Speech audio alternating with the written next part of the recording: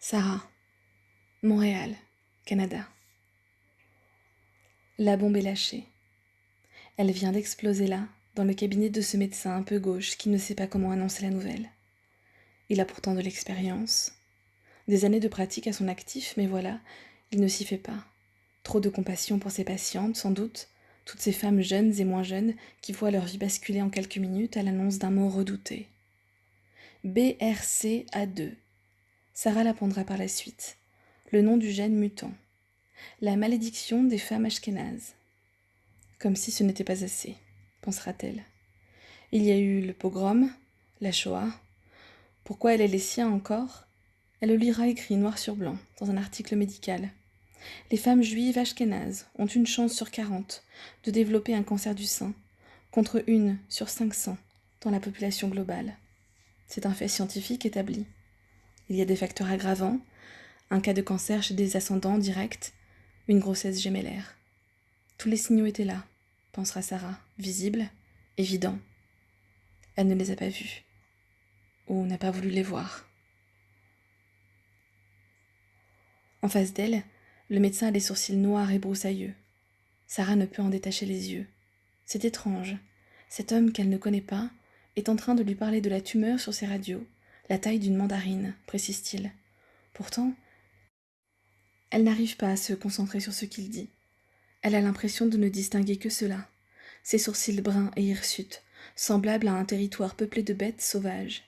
Il y a aussi des poils qui sortent de ses oreilles. Des mois plus tard, lorsque Sarah repensera à ce jour, c'est ce souvenir qui lui reviendra en premier, les sourcils du médecin qui lui a annoncé qu'elle avait un cancer. Bien sûr, il ne dit pas le mot. C'est un mot que personne ne prononce, un mot qu'il faut deviner. Derrière les périphrases, le jargon médical dans lequel on la noie. On dirait qu'il est une insulte, qu'il est tabou, maudit. C'est pourtant de cela qu'il s'agit.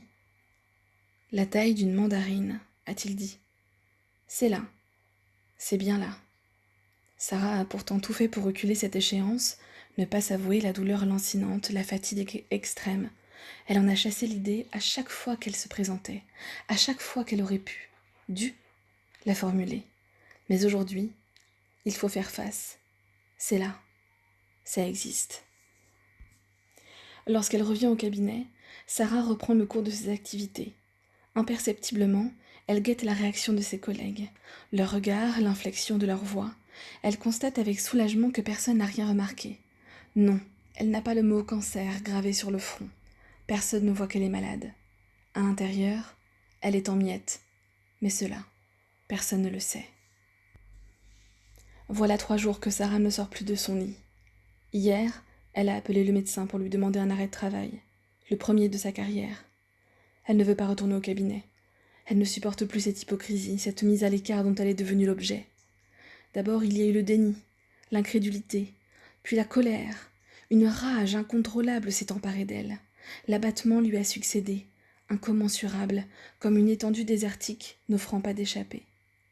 Sarah a toujours été maîtresse de ses choix, des orientations de sa vie. Elle était une executive woman, comme on dit ici, littéralement, une personne jouissant d'une position dominante dans une entreprise ou une compagnie qui prend les décisions et les fait appliquer. Dorénavant, elle subit. Elle se sent trahie, comme une femme répudiée qu'on renvoie parce qu'elle n'a pas donné ce qu'on attendait d'elle, parce qu'on la juge inapte, insuffisante, stérile. Elle qui a vaincu le plafond de verre se heurte aujourd'hui à ce mur invisible qui sépare le monde des bien portants de celui des malades, des faibles, des vulnérables, auxquels elle appartient désormais. Johnson et ses pairs sont en train de l'enterrer. Ils ont jeté son corps dans une fosse et l'ensevelissent lentement, à grandes pelletées de sourires, à grands coups de fausse compassion. Professionnellement, elle est morte. Elle le sait. Comme dans un cauchemar, elle insiste, impuissante, à son propre enterrement. Elle a beau hurler, crier qu'elle est là, vivante dans le cercueil, personne ne l'écoute. Son calvaire prend des allures de rêve éveillé. Ils mentent, tous autant qu'ils sont. Ils disent « sois forte », ils lui disent « tu vas t'en sortir », ils disent « on est avec toi », mais leurs gestes indiquent le contraire. Ils l'ont laissé tomber. Comme ces objets abîmés que l'on jette au rebut, elle est mise à l'index. Elle qui a tout sacrifié au travail est aujourd'hui elle-même sacrifiée sur l'autel de l'efficacité, de la rentabilité, de la performance. Ici, c'est marche ou crève. Qu'elle s'en aille donc crever. Son plan n'a pas fonctionné. Son mur s'est effondré, dynamité par l'ambition d'Inès, doublée de celle de Kirst, avec la bénédiction de Johnson. Elle pensait qu'il l'aurait défendu, ou du moins qu'il aurait essayé. Il l'a abandonnée sans regret. Il lui a enlevé la seule chose qui la tenait debout, la seule qui lui donnait la force de se lever le matin. Son moi social, sa vie professionnelle, l'impression d'être quelqu'un dans ce monde, d'y avoir sa place. Ce qu'elle redoutait a fini par arriver. Sarah est devenue son cancer. Elle est sa tumeur personnifiée. En elle, les gens ne voient plus une femme de 40 ans, brillante, élégante, performante, mais l'incarnation de sa maladie. Pour eux, elle n'est plus une avocate malade. Elle est une malade avocate.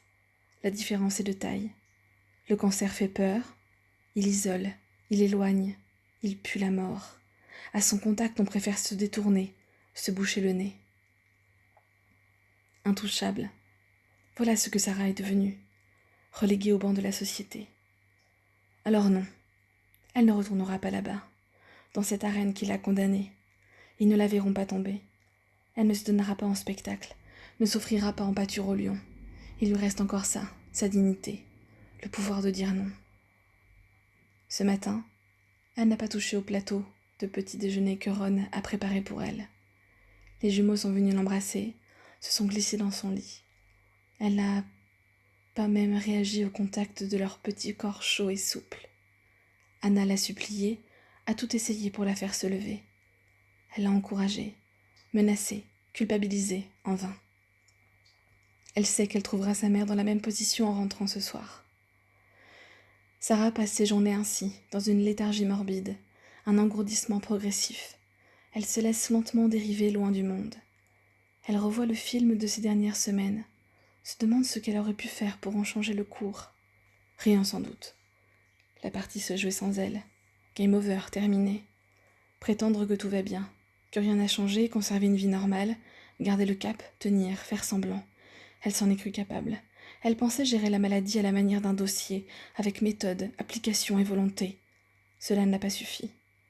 Dans un rêve semi-éveillé, elle imagine la réaction de ses collègues à l'annonce de sa mort. C'est une pensée macabre. Pourtant, elle s'y complaît. Comme on choisit parfois d'écouter un air triste lorsqu'on a du chagrin. Elle voit déjà leurs mines éplorées, leurs heures faussement navrées. Ils diront « La tumeur était maligne » ou bien « Elle se savait condamnée ». Ils diront « Il était trop tard » ou pire « Elle avait trop attendu, la rendant ainsi responsable, voire coupable de son sort ». La vérité est ailleurs. Ce qui tue Sarah Cohen, ce qui la ronge à petit feu, ce n'est pas seulement la tumeur qui a pris possession de son corps et mène la danse, une danse cruelle, aux mouvements imprévisibles. Non, ce qui la tue, c'est l'abandon de ceux qu'elle considérait comme ses pères. Dans ce cabinet dont elle a contribué à faire la renommée. C'était sa raison d'être, le sens de sa vie, son ikigai, comme disaient les Japonais. Sans lui, Sarah n'existe plus. Elle n'est plus qu'un être creux, vidé de sa substance. Elle s'étonne encore de sa crédulité. Elle qui craignait que sa maladie déstabilise le cabinet se heurte à une vérité plus cruelle. Il fonctionne très bien sans elle. Sa place de parking sera réattribuée, ainsi que son bureau. Ils se battront pour l'obtenir. Et cette pensée l'anéantit. Inquiet, son médecin lui a prescrit des antidépresseurs. Selon lui, la dépression est un mode de réaction fréquent à l'annonce d'une maladie grave. C'est un facteur d'évolution défavorable pour le cancer. Il faut se ressaisir. Sombre idiot, a pensé Sarah. Ce n'est pas elle qui est malade, c'est la société tout entière qu'il faudrait soigner. Les faibles qu'elle devrait protéger, accompagner, elle leur tourne le dos. Dans un livre pour enfants, sur les animaux, elle a lu un jour cette phrase. Les carnivores sont utiles à la nature car ils dévorent les faibles et les malades. Sa fille s'est mise à pleurer. Sarah l'a consolée en lui disant que les humains n'obéissaient pas à cette loi. Elle se croyait du bon côté de la barrière, dans un monde civilisé. Elle se trompait. Alors, on peut lui en prescrire des pilules, autant qu'on veut. Elles ne changeront pas grand-chose, ou si peu. Il y aura toujours des Johnson et des Kirst pour lui remettre la tête sous l'eau. Bande de salauds. Les enfants sont partis. La maison est redevenue silencieuse. Sarah se lève. Marcher jusqu'à la salle de bain, c'est tout ce dont elle est capable ce matin. Dans le miroir, sa peau est pâle, comme une feuille de papier, si fine que la lumière semble la traverser. Ses côtes sont saillantes, ses jambes ressemblent à des baguettes, prêtes à casser au moindre faux pas, comme des allumettes. Avant, ses jambes étaient galbées, ses fesses moulées dans des tailleurs élégamment coupés, son décolleté était une arme de séduction avérée. C'était un fait. Sarah plaisait. Peu d'hommes lui résistaient. Elle avait eu des aventures, des histoires. Elle avait même eu 2 amours. Ses 2 maris, surtout le premier qu'elle avait tant aimé. Qui la trouverait belle aujourd'hui, avec sa mine blafarde et son corps amaigri, dans ce jogging trop grand qui flotte sur elle, tel le drap d'un fantôme. La maladie affectue son travail de sape. Bientôt, elle en sera réduite à prendre les affaires de sa fille, du 12 ans. Voilà tout ce qu'elle pourra porter, une taille enfant. Quelle flamme pourrait-elle allumer ainsi? Dans les yeux de qui? À cet instant, Sarah se dit qu'elle donnerait n'importe quoi pour que quelqu'un la prenne dans ses bras, pour se sentir une femme, quelques secondes encore, dans les bras d'un homme. Ce serait si doux. Un sein en moins. Au début, elle n'a pas voulu se l'avouer. La peine, le chagrin. Comme elle le fait toujours, elle a placé un voile sur la chose, dans une tentative un peu vaine pour la mettre à distance, derrière un écran.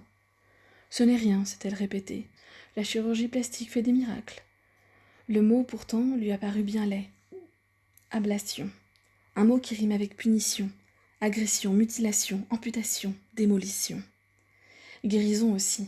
Peut-être si elle a de la chance. Qui peut le lui promettre? Lorsqu'Anna a appris pour sa maladie, elle a paru très triste. Elle a réfléchi un moment et puis elle a prononcé cette phrase.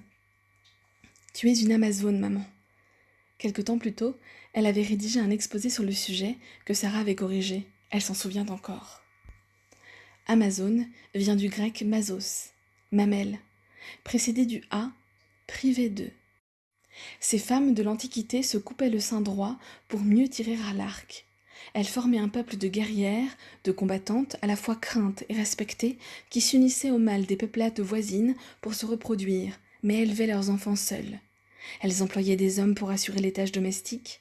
Elles menaient de nombreuses guerres dont elles sortaient souvent vainqueurs. Cette guerre-là, hélas, Sarah n'est pas sûre de la gagner. Ce corps qu'elle a pendant des années contraint, ignoré, ce corps qu'elle a négligé, parfois même affamé, pas le temps de dormir, pas le même temps même de manger. Tient aujourd'hui sa revanche. Il lui rappelle cruellement qu'il existe. Sarah n'est plus qu'une ombre, un ersatz d'elle-même, un pâle reflet de celle qu'elle a été, que lui renvoie le miroir, sans pitié. Ses cheveux, plus que tout, la désolent. Elle les perd maintenant par poignées. L'oncologue l'avait prévenu, sombre oracle. À la 2e séance de chimiothérapie, ils commenceront à tomber. Sarah a trouvé ce matin des dizaines de petites victimes sur son oreiller. Cet événement, elle l'appréhende plus que tout autre. L'alopécie est l'incarnation de la maladie.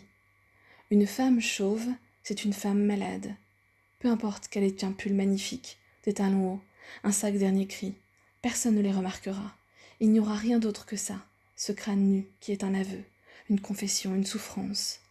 Un homme rasé peut être sexy. Une femme chauve sera toujours malade, pense Sarah. Le cancer lui aura donc tout pris. Son métier, son apparence, sa féminité.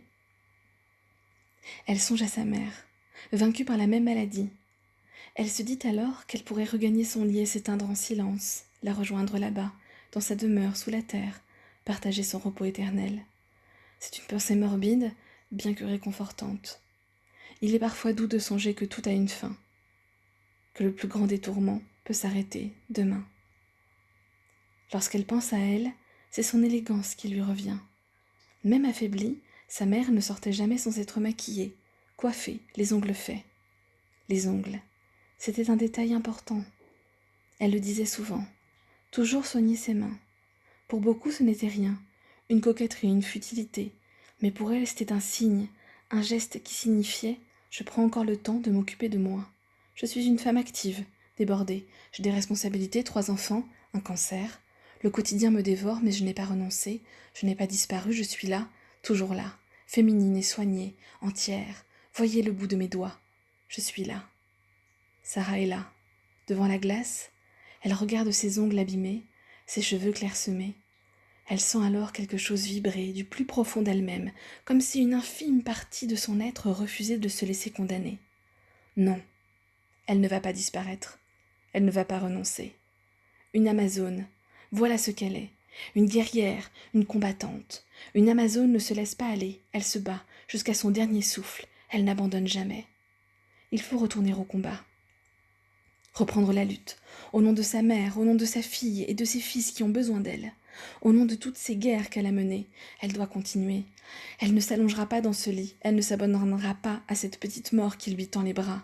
Elle ne se laissera pas ensevelir, pas aujourd'hui. Rapidement, elle s'habille. Pour cacher ses cheveux, elle attrape un bonnet dans le placard. C'est un bonnet d'enfant, oublié là, à l'effigie d'un super-héros. Qu'importe, il lui tiendra chaud. Ainsi vêtue, elle sort de la maison. Dehors, il neige. Elle a mis un manteau par-dessus 3 pulls qu'elle a superposés. Ainsi vêtue, elle paraît toute petite.